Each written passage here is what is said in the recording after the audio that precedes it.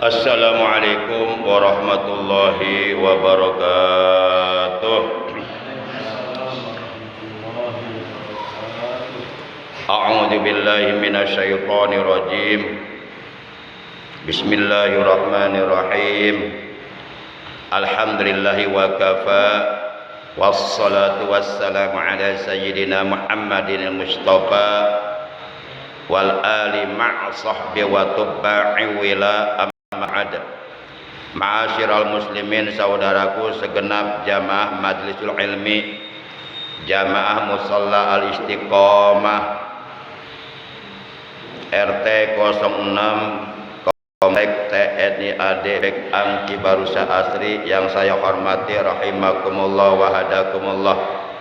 Langsung saja mari kita awali pengajian rutin kita pada malam ini dengan pembacaan umul kitab dan sholawat. Semoga dengan barokah dari bacaan Al-Fatihah dan sholawat kita semua oleh Allah Subhanahu wa Ta'ala selalu diberikan kesehatan baik zahir maupun batin, dengan kesehatan yang barokah, yaitu kesehatan yang selalu kita gunakan untuk beribadah kepada Allah, dan anak-anak kita dijadikan anak-anak yang solih dan solihah. Bitilka niyatil Fatihah. A'udzu billahi minasyaitonir rajim.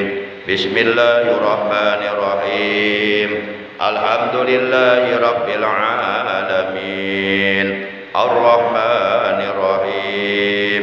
Malik yaumiddin. Iyyaka na'budu wa iyyaka nasta'in. Ihdinas siratal mustaqim. Siratal ladzina an'amta 'alaihim ghairil maghdubi 'alaihim waladdallin. Rabbighfir lana amin. Allahumma shalli 'ala sayyidina wa asqilil zalimin bil zalimin. Allahumma salli ala sayyidina Muhammad wa asqilil zalimin bil zalimin wa akhrijna min bainihim salimin ya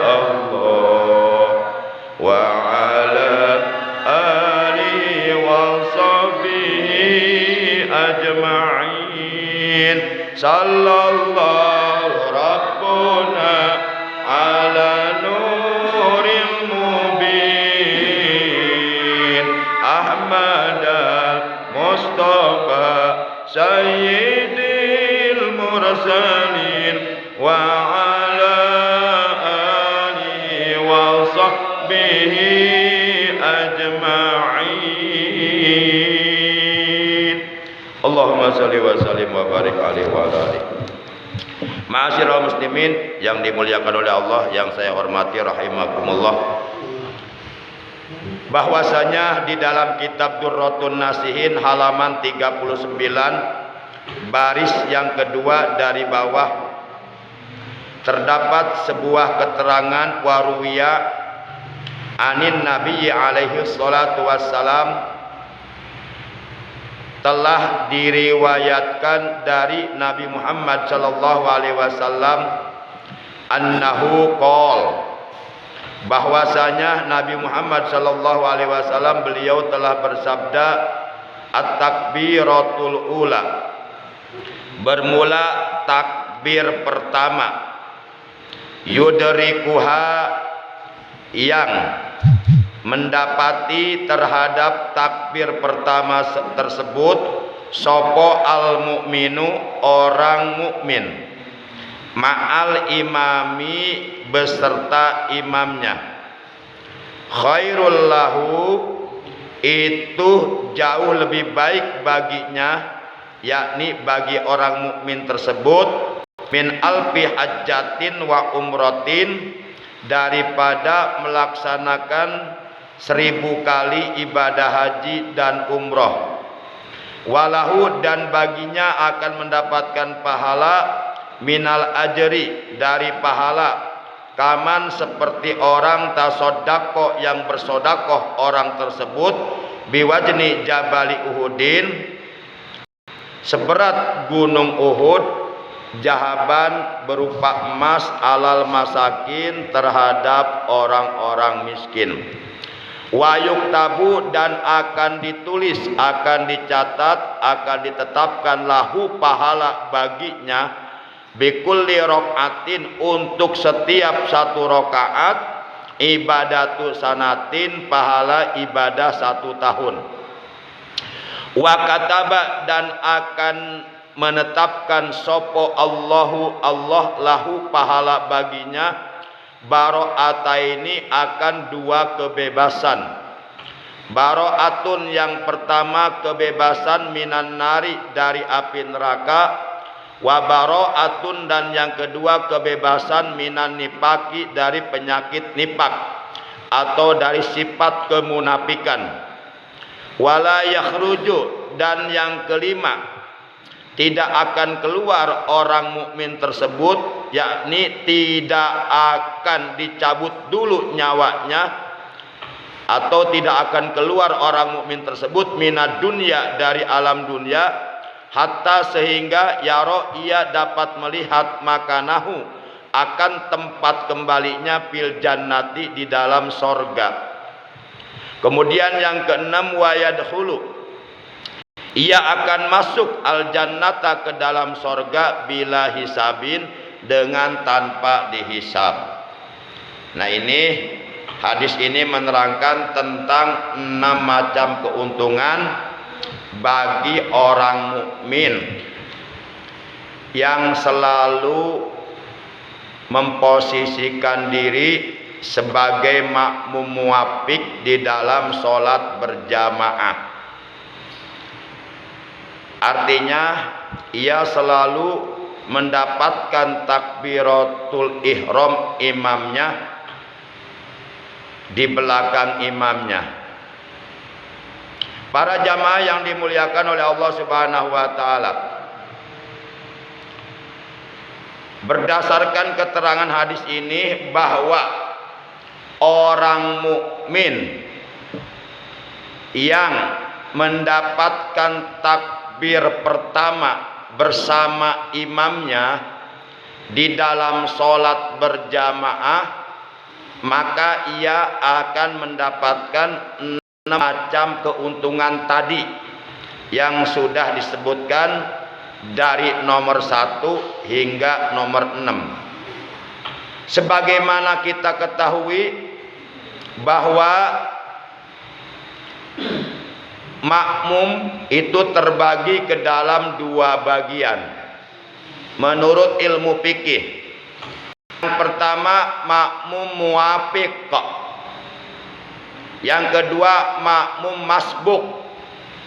Adapun yang dimaksud makmum muwafiq adalah seorang makmum yang mengikuti imamnya di dalam sholat berjamaah dari awal.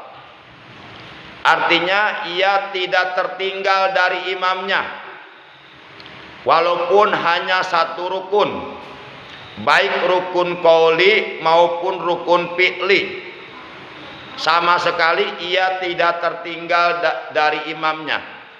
Ia mengikuti imamnya dari awal. Ketika imamnya melakukan takbir pertama di dalam sholatnya, yakni takbiratul ihram atau takbir taharum, misalnya imamnya mengucapkan Allahu Akbar pada waktu takbiratul ihram, dan ia pun setelah imamnya selesai mengucapkan takbiratul ihram, ia pun langsung mengucapkan takbiratul ihram di belakang imamnya. Nah ini yang dimaksud seorang mukmin mendapatkan takbir pertama imamnya.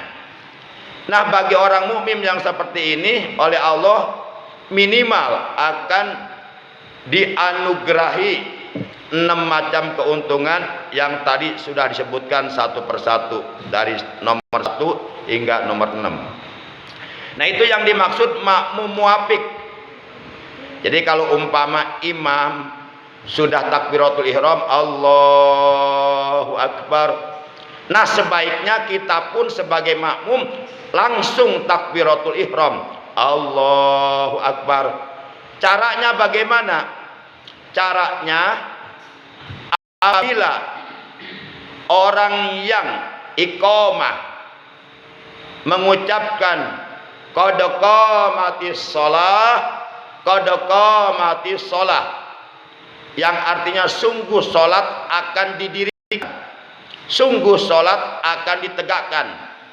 Nah, di saat para jamaah mendengar ucapan tersebut qad qamatis shalah, maka disunahkan seyogianya para jamaah yang ada di dalam masjid atau yang ada di dalam mushola semuanya berdiri dan langsung maju ke depan untuk membuat barisan sholat sambil berdoa dengan doa aqamahallahu wa adamaha wa ja'alani min sholihi ahliha. Nah, jadi begitu mendengar qad qamatis shalah, qad qamatis shalah, kita langsung berdiri, angkat kedua telapak tangan, membaca doa aqamahallahu wa adamaha wa ja'alani min sholihi ahliha, langsung ke depan bikin sop, bikin barisan sholat dengan lurus, dengan rapat. Begitu kita sudah ada di barisan sholat, itu termasuk imamnya juga langsung maju ke depan, jangan duduk baik. Begitu kita sudah ada di barisan sholat dan di depan kita sudah ada imam berdiri, maka kita langsung saja membaca. Kalau yang mau membaca surah An-Nas boleh, qul a'udzu birabbin nas, tapi diawali basmalah. Qul a'udzu birabbin nas, malikin nas, ilahin nas, min syarril waswasil khannas allazi yuwaswisu fi sudurin nas minal jinnati wan nas. Jadi baca surah An-Nasnya jangan nunggu setelah imam takbiratul ihram. Langsung saja begitu kita sudah ada di barisan sholat, yang mau baca surah An-Nas silahkan baca. Atau kalau enggak baca surah An-Nas juga boleh baca satu ayat Al-Quran yang berbunyi Rabbi a'udzubika min hamajatis syayatin wa a'udzubika Rabbi ayyahdurun. Itu tujuannya sama, baik dengan membaca surah An-Nas dan ataupun dengan membaca ayat tersebut tadi, itu tujuannya sama. Kita mohon perlindungan kepada Allah dari godaan setan di waktu kita sedang melakukan sholat. Nah, setelah kita baca ayat tersebut, langsung kita niat bismillahirrahmanirrahim, usolli fardhul isya'i arba rakaati mustaqbil qiblati adaan makmuman lillahi ta'ala. Walaupun imamnya belum takbiratul ihram, enggak apa-apa. Kita baca niat sholat menjelang takbiratul ihram, itu hukumnya sunnah. Nah, begitu imam takbiratul ihram, Allahu Akbar, kita langsung Allahu Akbar. Nah, itu yang dimaksud seorang mukmin mendapatkan takbir pertama imamnya di belakang imamnya, yang mana orang mukmin tersebut oleh Allah akan diberikan 6 macam keuntungan tadi. Tapi para ulama ahli fikih dalam hal batas mendapatkan takbir pertama imamnya itu terbagi ke dalam 2 golongan. Golongan yang pertama, menurut para ulama, golongan yang pertama mereka berpendapat batas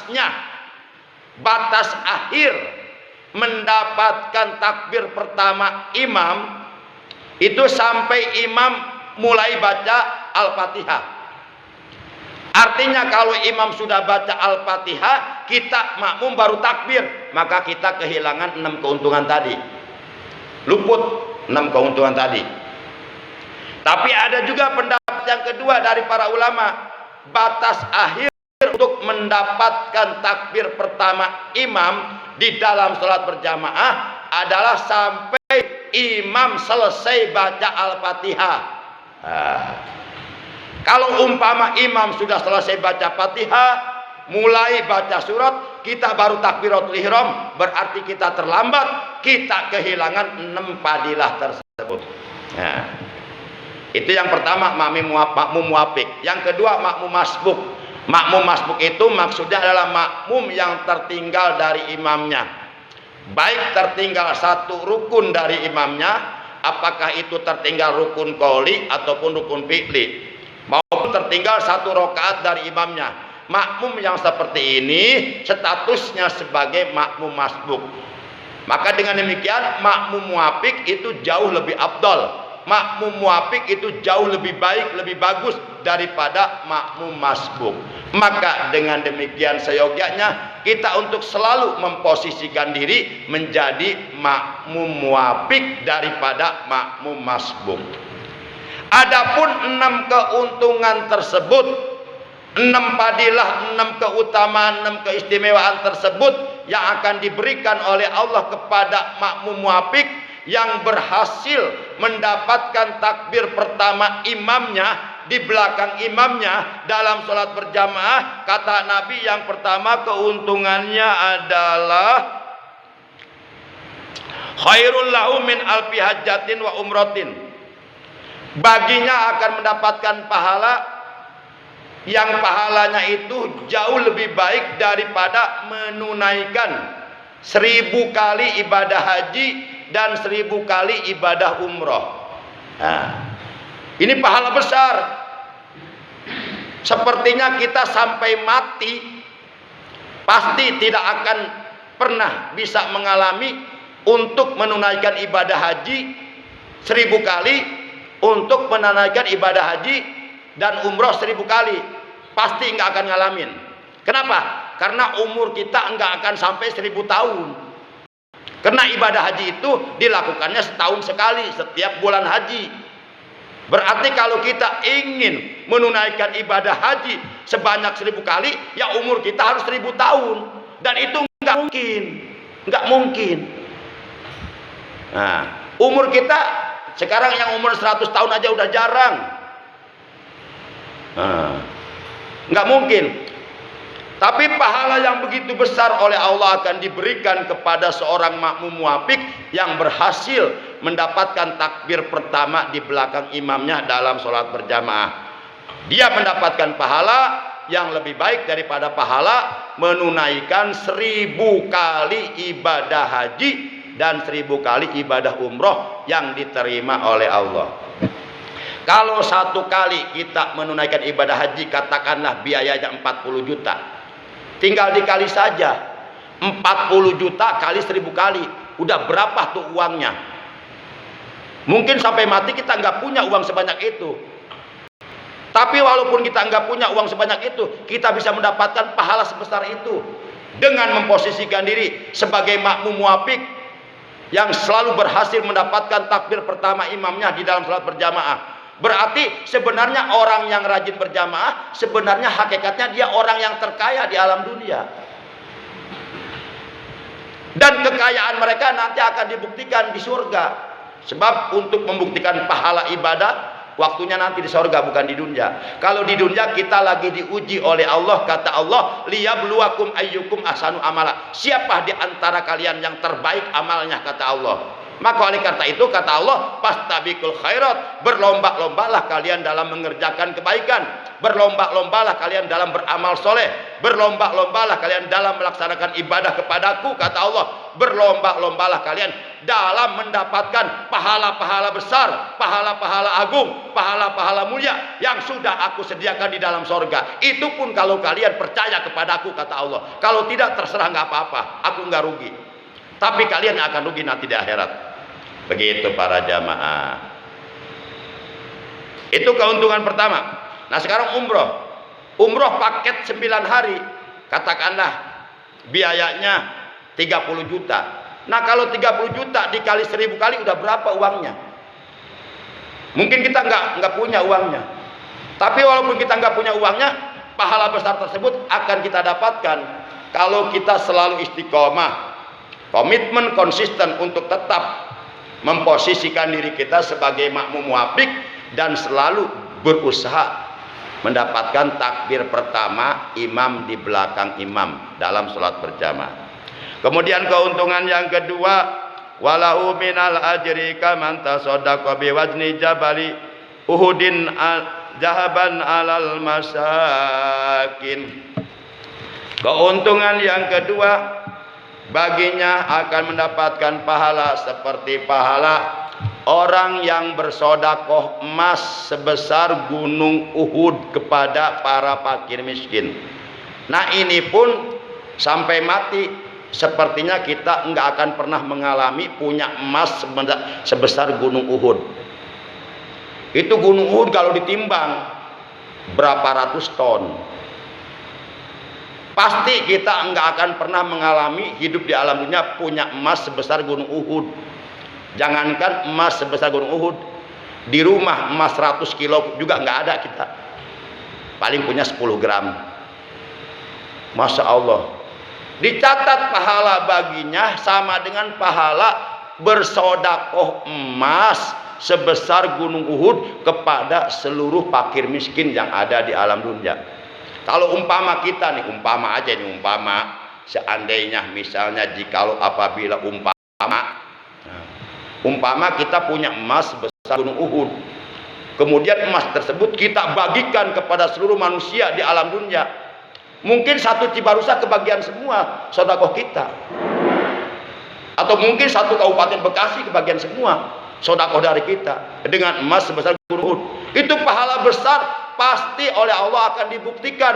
Anna wa'dallahi haqqun innallaha la yukhliful mi'ad. Bahwasanya janji Allah itu hak, janji Allah itu benar, dan Allah tidak pernah ingkar janji. Semua janji-janji Allah yang Allah janjikan dalam Al-Quran untuk orang yang beriman dan beramal soleh, semuanya pasti oleh Allah akan dibuktikan. Kapan? Kalau sudah tiba saatnya. Kapan? Nanti di dalam sorga, bukan sekarang.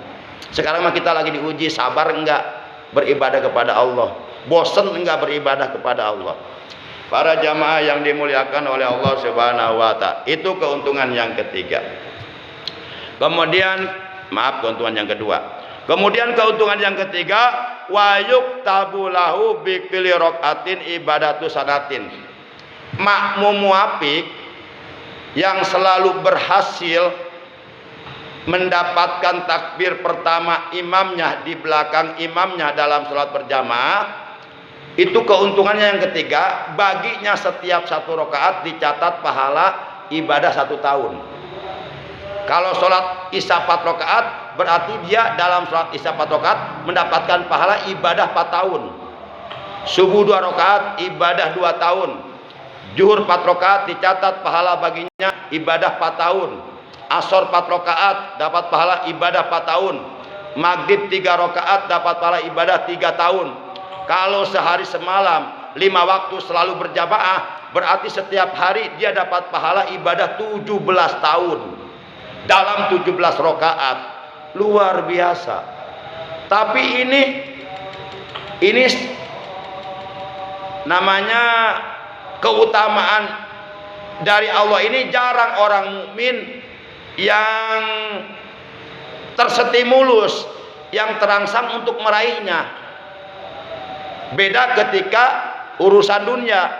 Misal Pak Lurah mengumumkan besok hari Selasa di kantor desa mulai jam 8 sampai jam 12 ada pembagian sembako. Orang-orang ribut datang ke desa jam 7, jam 6 udah nongkrong di desa, mau dibagi sembako.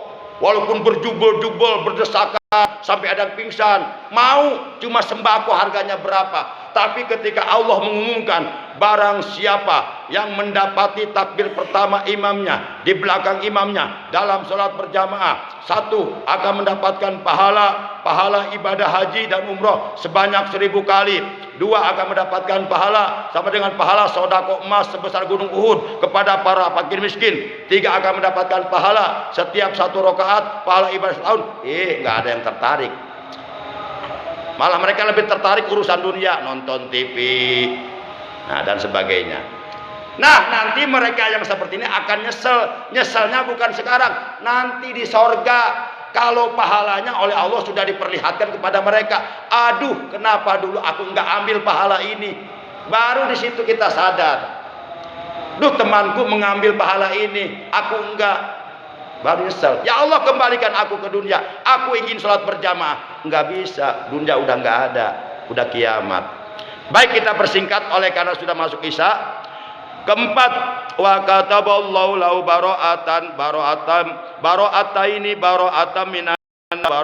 minan nifaq. Yang keempat keuntungannya, makmum muwafiq yang mendapatkan takbir pertama imamnya di dalam sholat berjamaah oleh Allah dijamin akan dibebaskan dari dua macam kebebasan. Satu, baro'atan minan nar. Ia oleh Allah akan dibebaskan dari siksa api neraka.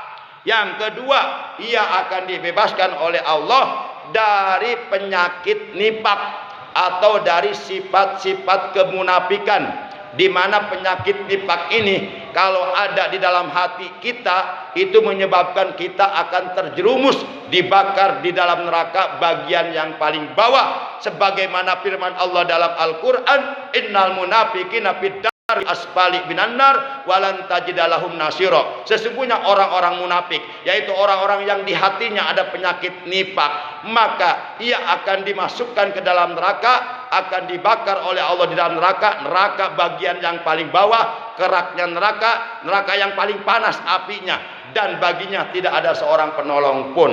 Kemudian selanjutnya keuntungan yang kelima, wala yakhruju minad hatta yarok makanahu fil jannah. Keuntungan yang kelima yang akan dianugerahkan oleh Allah kepada makmum muwafiq yang selalu mendapatkan takbir pertama imam di belakang imamnya dalam salat berjamaah, oleh Allah tidak akan dimatikan dulu,